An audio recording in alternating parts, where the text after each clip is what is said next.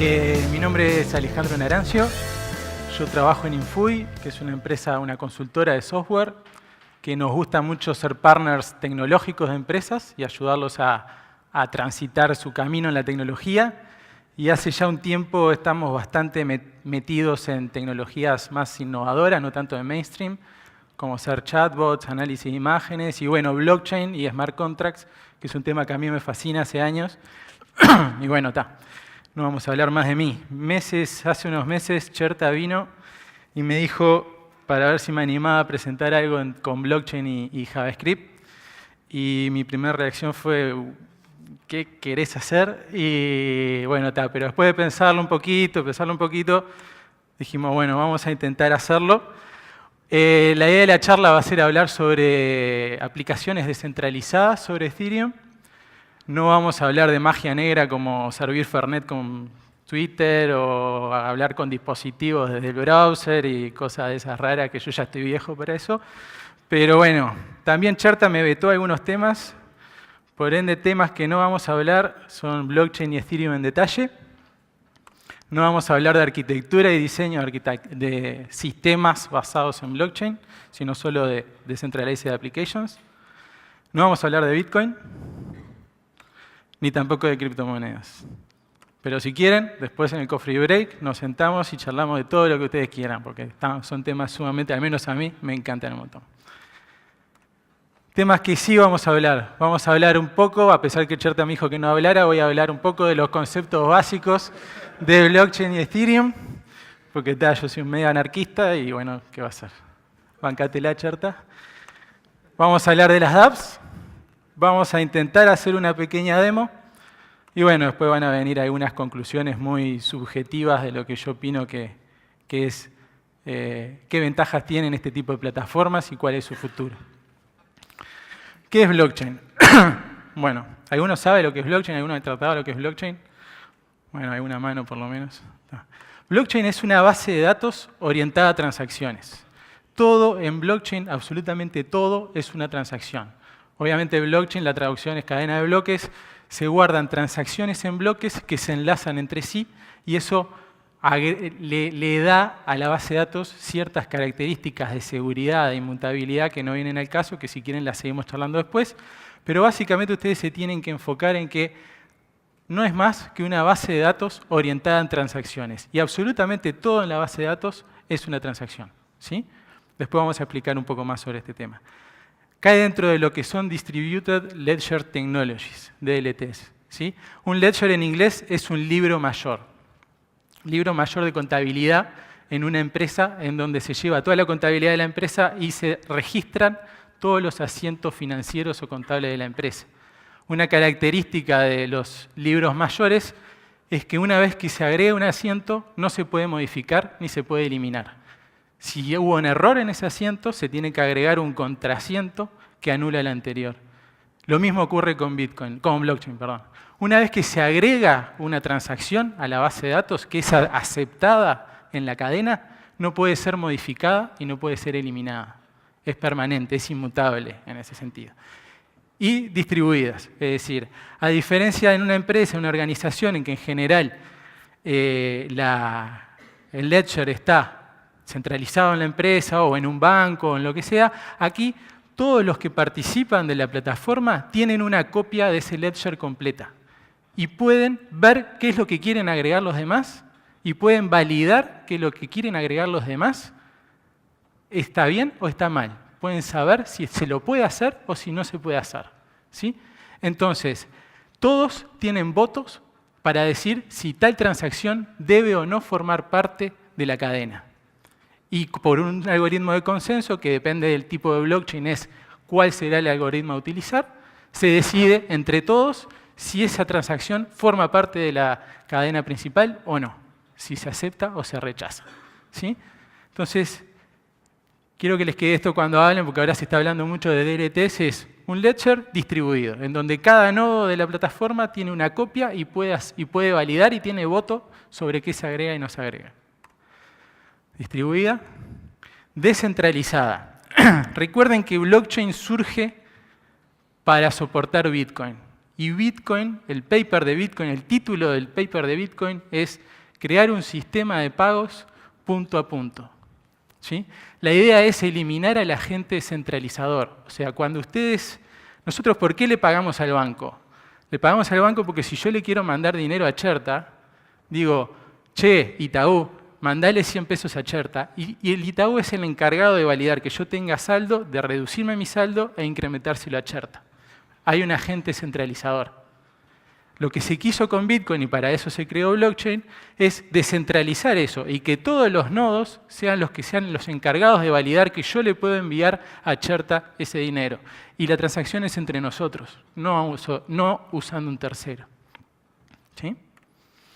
Inmutable, lo que vimos recién. Una vez que una transacción es agregada, y esto lo repito porque es una de las características más importantes y que después vamos a ver que en las dApps es algo que le agrega bastante valor, una vez que se agrega una transacción es imposible modificarla ni eliminarla. Y bueno, y blockchain se vio que trasciende a lo que es Bitcoin. Trasciende no solo en tecnología, sino en casos de uso. Inicialmente Bitcoin es para mover assets, y se vio que blockchain se puede utilizar para muchas otras cosas, para el traqueo, para logística, para cosas que no son ni siquiera de fintech. ¿Sí? E incluso se vio que era una tecnología idónea para implementar un concepto muy anterior a Bitcoin, allá por el año 94, que son los smart contracts. ¿Sí? Entonces, a partir de blockchain, después vamos a hablar un poco qué es un smart contract, a partir de blockchain se vio que era una tecnología idónea para implementar eso y se empezaron a crear plataformas de smart contracts basadas en blockchain. ¿Sí? Que ahora vamos a ver una en particular que es Ethereum, que es la más conocida. ¿Sí? Ethereum, como les decía recién, es una plataforma. Cuando ustedes hablan de Ethereum, porque en general enseguida lo asocian con Ether, que es la moneda que utiliza Ethereum para transaccionar. Pero en realidad Ethereum es más que Ether. Ethereum es una plataforma de smart contract que utiliza blockchain como soporte para, ahora vamos a intentar explicar un poco para qué. Y utiliza el Ether, así como nosotros utilizamos créditos de Amazon o algo para pagarle a los nodos por su trabajo, por su CPU, por mantener la red. ¿Sí? Para eso se usa el Ether dentro de Ethereum. Más allá de que después tenga un valor de compra y venta el Ether, dentro de la plataforma el Ether se usa para eso. ¿Sí? ¿Qué ocurre? Los creadores de Ethereum vieron que en blockchain, en las transacciones, podíamos agregar algo más que simplemente un movimiento de un asset. Podíamos agregar un bytecode, Turing Complete, ¿sí? Que luego fuese capaz de ejecutarse. ¿Sí? Entonces, básicamente, ahora vamos a ver los tipos de transacciones, pero Ethereum lo que creó es la posibilidad de guardar dentro de la base de datos código para la EVM, la Ethereum Virtual Machine. Es como si ustedes guardaran dentro de una base de datos el código de un bytecode y después una JVM lo puede ejecutar. Bueno, acá es lo mismo. Dentro de las transacciones se guarda bytecode de programas, de smart contracts, que son generados para la Ethereum Virtual Machine. La Ethereum Virtual Machine, cada nodo de Ethereum es una EVM y puede correr código de EVM. ¿Sí? En Ethereum van a tener dos cuentas. ¿Sí? Tienen las cuentas que se llaman la COA, la External Owned Accounts, que son cuentas de usuarios, de empresas, son cuentas que la clave privada y la clave pública están por fuera de la plataforma, y tienen las cuentas de los contratos, que son propias de la plataforma, están adentro de Ethereum. ¿Sí? Y todo es una transacción, y hay básicamente en realidad hay tres tipos de transacciones, pero entre dos tipos de entidades. Una transacción entre dos External Owned Accounts es simplemente para mover Ethers. Yo le quiero mandar Ethers a Cherta, él me puede pasar la dirección de su EOA y yo le mando Ethers. Ya está, no hay código en el medio. Pero pueden haber transacciones entre una External Owned Account y un contrato. Y ahí hay dos tipos de transacciones. Hay una transacción para hacer un deploy de un nuevo contrato y hay una transacción. Puede haber transacciones para invocar funciones dentro de un contrato. Acá hago un paréntesis. ¿Qué es un smart contract? Un smart contract es un nombre muy fashion para algo demasiado simple. Es Es muy parecido a lo que tenemos en cualquier otro lenguaje como Java, como .NET, una clase que tiene funciones y tiene estado. ¿Sí? Entonces ustedes definen la firma, el contrato, el contrato, o sea, la especificación de sus firmas dentro del contrato, y las mismas pueden ser deployados o pueden ser invocados. Nada más, es eso, es código. Y el concepto es el siguiente, que uno especifica reglas que dicen, cuando ocurre una transacción de las características A, B y C, se van a realizar las acciones, la acción D, por ejemplo. Y es autónomo en ese sentido. Cada vez que ocurra eso, sí o sí se va a ejecutar lo otro. ¿Sí? Y algo que tiene sus pros y sus contras, como decía hoy aquel muchacho, los trade-off, depende de dónde lo mires, tiene algunas ventajas y algunas desventajas. El código de nuestros smart contracts se ejecuta en absolutamente todos los nodos que tenga Ethereum, que hoy por hoy hay más de 22.000. Eso tiene una ventaja de una alta disponibilidad enorme y tiene una desventaja que comparado con Amazon o algo de eso puede llegar a considerarse un poco más caro y hay ciertos casos de uso que quedan por fuera del asunto, como hacer procesamiento de imágenes, procesamiento de texto. O sea, esas cosas generalmente se hacen afuera del blockchain y en el blockchain se guardan otro tipo de cosas, pero porque procesarlo es relativamente caro. ¿Sí? Bueno, Decentralized Applications. La idea acá es tener aplicaciones descentralizadas dentro de la blockchain de Ethereum y que ahora vamos a ver un poco. La idea es que tienen sentido, o al menos eso es lo que pienso yo, en las blockchains públicas. En blockchain privadas, como puede ser instalar un Ethereum privado o un Hyperledger o algo de eso, ya las dApps no tienen, al menos desde mi punto de vista, mucho sentido. Tienen más sentido en blockchains públicas, en donde una vez que vos ingresás una transacción, es inmutable, se acepta y se ejecuta la acción que debe realizar el smart contract atrás de esa dApp. ¿Sí? En general son de código abierto y ahora vamos a ver que uno puede ver el código de casi cualquier contrato o de cualquier contrato que esté deployado dentro de la red. Ahora lo vamos a ver un poco. Hereda obviamente todos los atributos de una blockchain, son descentralizadas y distribuidas. Y son autónomas en lo que yo les decía recién, y esto es sumamente importante, es decir, una vez que vos definís las reglas, cuando pasen esas reglas, esas premisas, se va a ejecutar las acciones que hayas especificado. Y no hay forma de que no ocurra. ¿Sí? Y son inmutables. Esto tiene su ventaja y su desventaja. Una vez que ustedes hacen un deploy de un smart contract, no se puede modificar. Eso tiene la ventaja de que cualquiera puede auditar el código y ni siquiera el dueño de quien hizo el deploy de esa aplicación, de ese smart contract, puede ir y cambiar las reglas de juego luego de que se hizo el deploy. Eso es una gran ventaja. Tiene la desventaja de que obviamente todos podemos tener errores si queremos hacer un bugfixing sobre un smart contract que ya deployamos. Hay algunos patrones para hacer eso que no vienen al caso, pero bueno, lo tienen que saber. ¿Sí?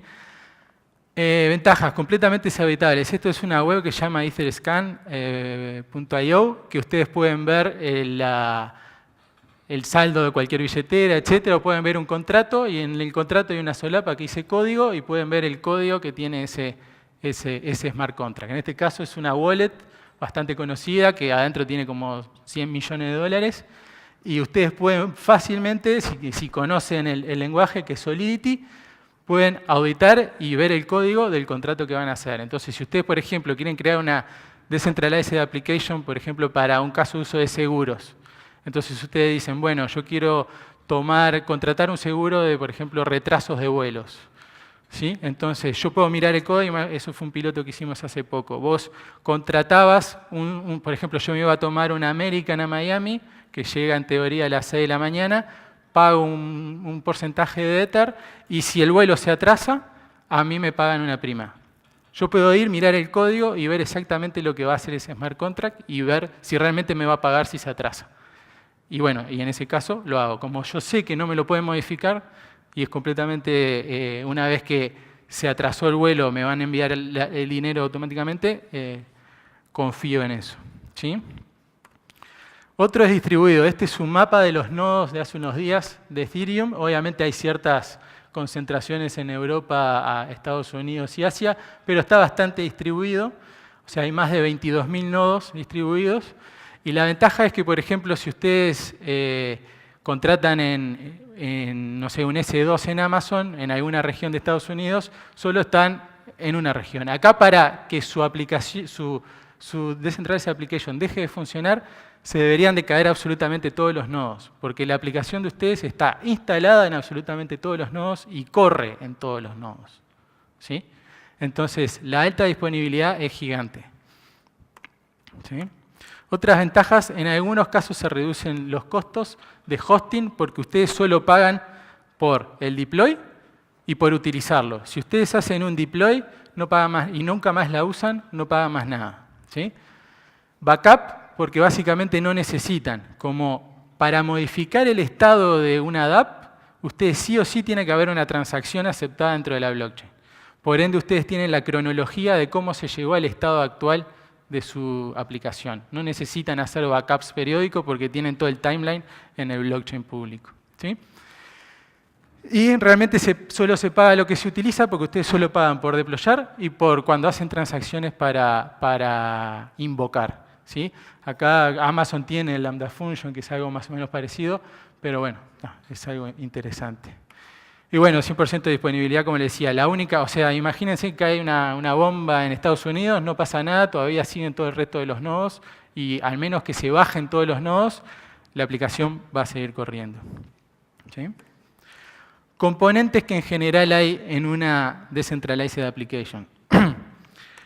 Generalmente siempre hay un smart contract o varios smart contracts, que es donde ustedes van a poner la lógica de su negocio o la lógica de su aplicación. Están los que se llaman oracles. Los oracles, ¿qué ocurre? Ustedes desde los smart contracts no pueden en general llamar a servicios externos, ¿sí? Entonces, cuando ustedes necesitan información del mundo real, por ejemplo, la información de los vuelos si llegan tarde, o la cotización del dólar, o el clima, o lo que sea, hay alguien que tiene que inyectar una transacción dentro de la blockchain que diga el vuelo tal llegó tarde. Y eso en general, esos componentes son externos a Ethereum y se llaman oracles. Los puede implementar el mismo dueño del smart contract, pero tienen mayor validez cuando son autónomos e independientes. Es decir, hay ya servicios en donde vos pagás y hay oracles que vos le decís, por ejemplo, notificame si pasa tal cosa. Y es externo, yo no lo controlo, una vez que le pago, si pasa tal cosa, me avisa y me va a generar la transacción, ¿sí? Después está la parte web, que sería el cliente que va a hablar con nuestros smart contracts. Ahí ustedes pueden usar el stack que ustedes quieran, React, Angular, Bootstrap, Foundation, lo que ustedes quieran o estén acostumbrados a usar en sus aplicaciones. Pero obviamente van a tener que charlar con los smart contracts que están atrás en Ethereum deployados. Y para eso hay una librería que se llama Web3.js. Web3 viene donde en teoría sí van a ser o es lo que decía Vitalik, van a ser las aplicaciones Web 3.0, donde es todo descentralizado, donde pagás lo que usás, etc. Y básicamente lo que hace, o sea, Ethereum expone, se le puede comunicar a través de gRPC, y lo que hace Web3.js es expone toda la API de gRPC a JavaScript. Y podés hacer de transferir, deployar, invocar contratos, puedes hacer todo lo que puedes hacer con un SDK normal de Ethereum, pero de JavaScript, ¿sí? Herramientas de desarrollo y lenguajes, etcétera, que pueden utilizar. Hay varios, estos son los más conocidos, hay algunos que son medios mandatorios, medios obligatorios, pero hay otros que son opcionales. Tienen Truffle Suite. Truffle Suite es como un framework de desarrollo para Decentralized Applications, en donde ya te da ciertas cosas del vamos, te da una estructura de directorios, te da dónde tenés que poner los contratos, dónde tenés que poner la web, te da ciertos scripts para hacer los deploy, para hacer migraciones, te da ciertos startups si querés crear una aplicación en React, en Angular, etc. Está bastante bueno. Después tienen algo que se llama Ganache o Test RPC. ¿Qué ocurre? Cuando ustedes empiecen a desarrollar, en algún momento van a tener que hacer un deploy de sus contratos para probarlos. Hay varias opciones. Una es deployarlo en la mainnet, pero eso sale muy caro cuando están en desarrollo. Un Ether hoy por hoy está a $440, entonces no van a querer pagar dólares cada vez que quieran hacer una prueba. Entonces, en general, eso, instalar un Ethereum local, que es muy pesado, y hay a veces que vos tenés como que restartearlo y arrancar de cero, y es bastante tedioso. O usar Ganache y TestRPC, que lo que hace es, te levanta un proceso en memoria que te simula una blockchain de Ethereum. Entonces es muy fácil bajarlo, levantarlo e interactuar con él. Después tenemos MetaMask, que es bien usado, muy usado, y es una extensión de Chrome que te inyecta la librería Web3JS que hablamos recién en una web y te permite manejar cuentas de Ethereum desde el browser. Ahora después lo vamos a ver. Y después tiene Solidity, que es el lenguaje que se usa para programar los smart contracts, que es basado en JavaScript, pero tiene muchas diferencias con JavaScript. Es bastante raro en algún sentido, pero es parecido a JavaScript, ¿sí? Vamos a intentar mostrar al menos los frameworks de desarrollo. Acá vamos a levantar Ganache.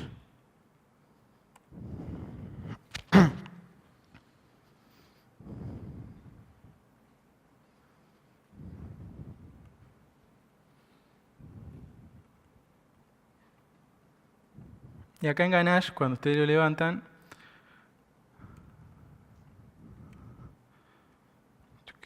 te crea varias cuentas, te crea unas 10 cuentas con Ether.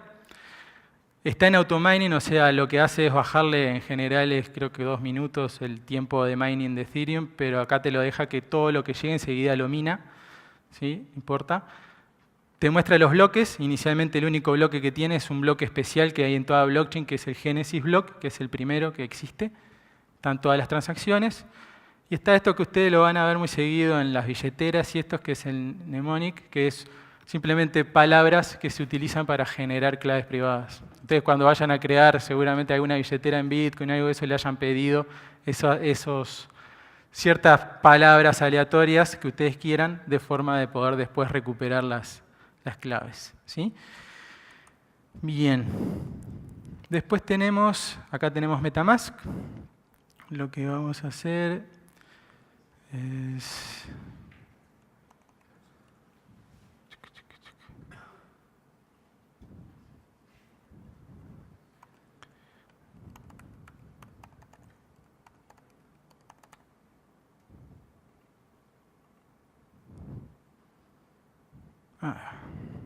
Acá ustedes seleccionan en qué red quieren estar. Acá estoy en la mainnet, o sea, en la real. Si yo acá hago transacciones, muevo Ether en serio, muevo Ether en verdad. Después hay lo que se llaman testnets. Las testnets son como redes de prueba en donde el Ether no sale nada, te lo dan gratis, y es donde probás tu aplicación antes de mandarle a una mainnet. Entonces vos de repente instalás tu smart contract en una testnet, lo publicás en algún Slack y pedís a la comunidad que lo empiece a probar un poco. Entonces no vale nada, si hay un error, no vale nada lo que ocurre ahí. Y después podemos decirle que apunte a mi localhost, ¿sí? Que acá si ustedes ven, está la cuenta es la 0xF33 que tiene 6 Ethers, que es la primera. Y si yo vengo acá, por ejemplo, creo una nueva cuenta, me va a crear la 032 no sé qué, que es la segunda, que tiene 6 Ethers, etc. ¿Sí? Por ahora no hicimos más nada. O sea, MetaMask te inyecta Web3JS dentro de la web, te permite manejar las wallets y intercepta todas las llamadas. Ahora vamos a ver cuando querés hacer una transacción para que vos la pruebes. Y ahora vamos a levantar una web, que en realidad tengo varios ejemplos, pero vamos a mostrar una bien chica, porque si no, no me va a dar el tiempo.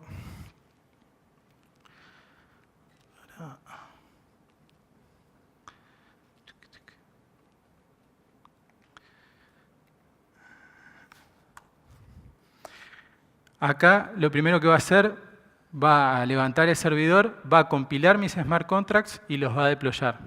Ahí dice que está compilando y los empieza a deployar. Si nosotros vamos a Ganache, ahora hay bloques, que cada uno tiene una transacción, y en las transacciones vamos a ver que hay transacciones de creación de contratos y de llamada de funciones de contratos. ¿sí? Todo es una transacción. Esto quiere decir, si yo de mañana quiero cambiar, por ejemplo, este contrato, este es el bytecode del contrato. Este es el código que después un nodo EVM puede agarrar y puede interpretar y puede ejecutar. Si yo quiero modificar este código, para mí es imposible ya a esta altura, ¿sí? Entonces acá se creó que básicamente es un ejemplo muy simple, que tenés balances de una moneda, de un token, y podés transferir entre las distintas cuentas. La cuenta de la primera tiene 10.000. Si yo vuelvo a cambiar a la segunda, ahora me va a actualizar que tengo 0. O debería. A ver. Si vuelvo a cambiar a esta, quiero mandar a esta, por ejemplo. Acá MetaMask me va a decir que quiero meter una transacción, si la quiero aprobar o no la quiero aprobar. La apruebo, me debería aparecer acá como minada, ahí apareció, y debería aparecer acá también, acá apareció, ¿sí? Y si ahora cambio nuevamente para esto, ahora debería de tener 950, ¿sí? El código de atrás de esto es muy simple. Ustedes tienen el código del contrato, que es este, esto es Solidity. Ustedes tienen el contrato, tienen un estado, en este caso tienen un mapa con balances. El constructor que inicializa la a quien deployó el contrato le asigna 10.000 monedas, ¿sí? El constructor se ejecuta una única vez, obviamente, en todos los nodos. Y después tenemos 3 funciones más. Una que es enviar monedas, que es el que hace la transferencia, y otro que es obtener estados. Y esto lo explico por lo siguiente. Cuando ustedes vayan a usar el Web3JS, pueden invocar funciones de 2 formas. Una es simplemente con el nombre de la función y los parámetros, como acá, por ejemplo, meta. Meta es el nombre del contrato que se deployó, ¿sí? Y otra es poniéndole el call. ¿Cuál es la diferencia? En el call estoy llamando al getBalance. Si Ethereum nos permite que, si la función que voy a llamar no modifica estado de mi contrato, puedo invocarlo sin hacer una transacción.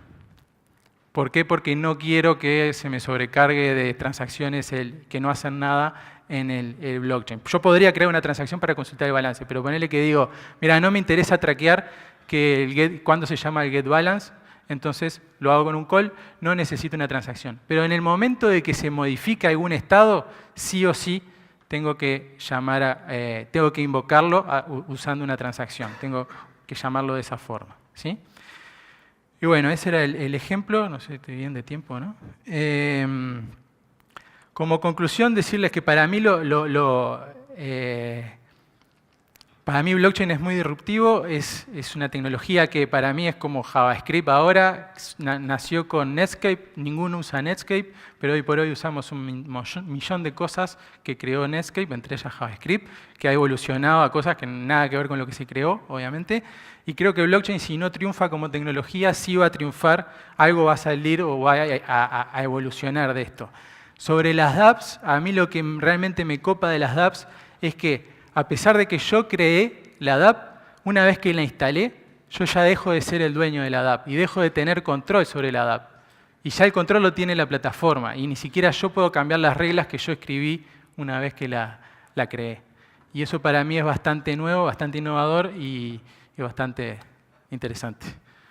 Nada más, muchas gracias.